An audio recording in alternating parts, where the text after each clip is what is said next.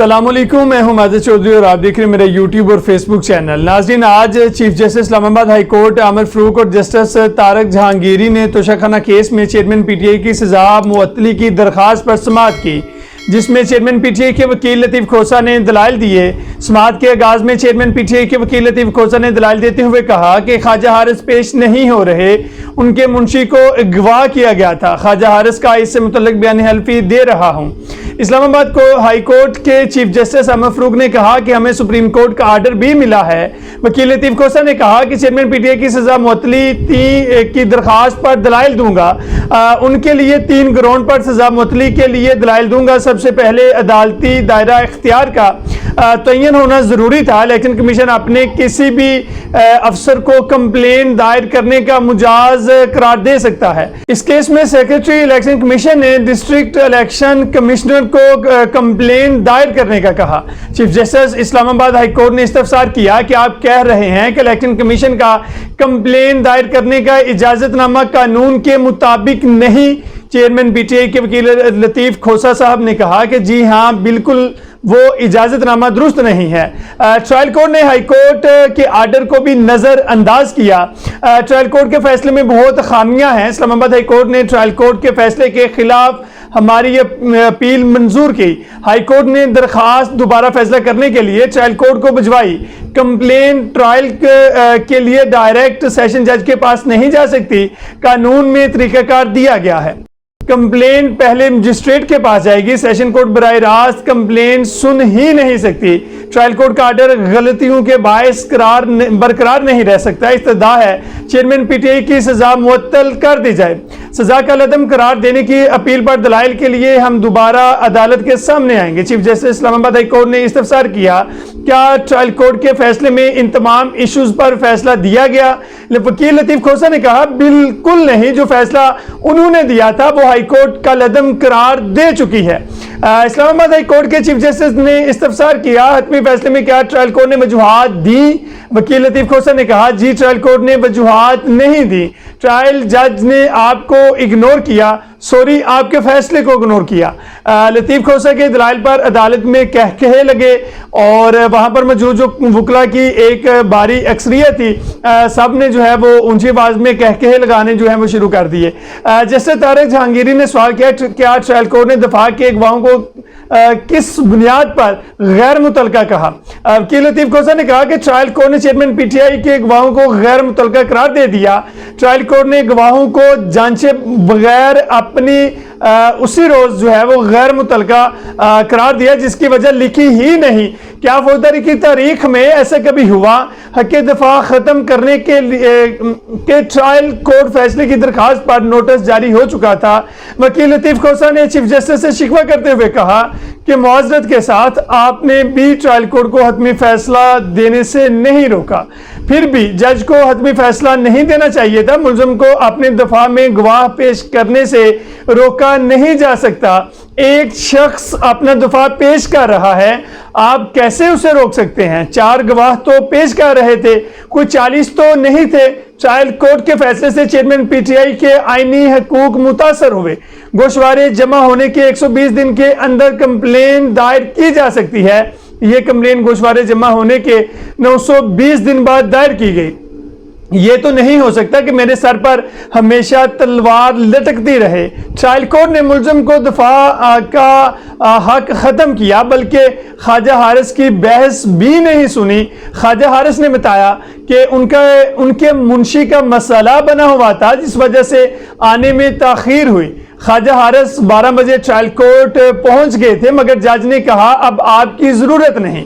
عدالت نے فیصلہ محفوظ کیا اور آدھے گھنٹے بعد 30 صفحات کا فیصلہ جاری کر دیا۔ 12:30 بجے فیصلہ آیا اور 12:35 پر police chairman P T I کو گرفتار کرنے پہنچ گئی۔ چیئرمین پی ٹی آئی نے بتایا کہ ان کے گھر کے گیٹ اور واش روم کا دروازہ تک توڑا گیا۔ چیئرمین پی ٹی آئی کے وکیل کے دلائل مکمل ہونے کے بعد الیکشن کمیشن کے وکیل امجد پرویز نے اپنے دلائل کا آغاز کیا۔ الیکشن کمیشن کے وکیل امجد پرویز نے دلائل دیتے ہوئے کہا کہ حق دفاع سے متعلق چیئرمین پی ٹی آئی کی درخواست اسلام آباد ہائی کورٹ کے سنگل بینچ میں زیر سماعت ہے۔ حق دفاع کی درخواست پر نوٹس جاری کیے جانے کے خلاف چیئرمین پی ٹی آئی کی درخواست سپریم کورٹ میں بھی زیر سماعت ہے۔ سپریم کورٹ اور سنگل بینچ میں زیر سماعت ہونے کی وجہ سے یہ بینچ اس معاملے میں پر کوئی آبزرویشن نہیں دے سکتا۔ سپریم کورٹ میں بھی معاملہ زیر التوا تھا، سنگل بینچ میں بھی ان کی پٹیشن زیر التوا تھی۔ اسلام آباد ہائی کورٹ کے چیف جسٹس عامر فاروق نے ریمارکس دیتے ہوئے کہا کہ پھر تو سنگل بینچ اور سپریم کورٹ کے درمیان میں یہ بینچ سینڈوچ ہو گیا۔ وکیل امجد پرویز نے کہا کہ اکاؤنٹنٹ اپنی طرف سے تو کچھ نہیں لکھتا، کلائنٹ ہی بتاتا ہے۔ چیف جسٹس اسلام آباد ہائی کورٹ نے کہا کہ ہم اگرچہ لیگل کمیونٹی سے ہیں لیکن ٹیکس ریٹرن تو نہیں بھر سکتے۔ وکیل امجد پرویز نے کہا کہ انہوں نے گوشواروں میں 4 بکریاں ظاہر کی لیکن باقی متعلقہ چیزیں ظاہر نہیں کی۔ چیف جسٹس نے کہا کہ ان کے 3 سوالات ہیں، ایک مجسٹریٹ والا، ایک دورانیے والا اور ایک اتھارٹی والا ہے۔ وکیل امجد پرویز نے کہا کہ ان کا سوال یہ بھی ہے کہ ان کو آخری دن سنا نہیں گیا، ان کا حق دفاع بھی ختم ہوا۔ اسلام آباد ہائی کورٹ کے چیف جسٹس نے کہا یہ عدالت اس وقت سزا معطلی کی درخواست پر سماعت کر رہی ہے۔ سزا معطلی کی درخواست پر عدالت میرٹس پر گہرائی میں نہیں جائے گی۔ یہ سوالات تو آئیں گے کہ ملزم کو حق دفاع ہی نہیں دیا گیا۔ وکیل امجد پرویز نے کہا کہ ٹرائل کورٹ نے چیئرمین پی ٹی آئی کے گواہوں کو غیر متعلقہ قرار دیا۔ چیف جسٹس نے کہا کہ گوشوارے تو اپنے کنسلٹنٹ کی مشاورت سے جمع کرائے جاتے ہیں نا۔ الیکشن کمیشن کے وکیل نے کہا کہ یہ تو کلائنٹ کو بتانا ہوتا ہے کہ اس کے ساتھ کیا تھے۔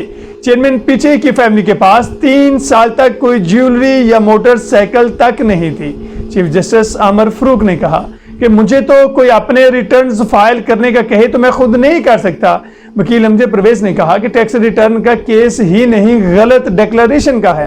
الیکشن کمیشن نے اپیل میں اسٹیٹ کو فریق نہ بنانے کا اعتراض بھی اٹھایا۔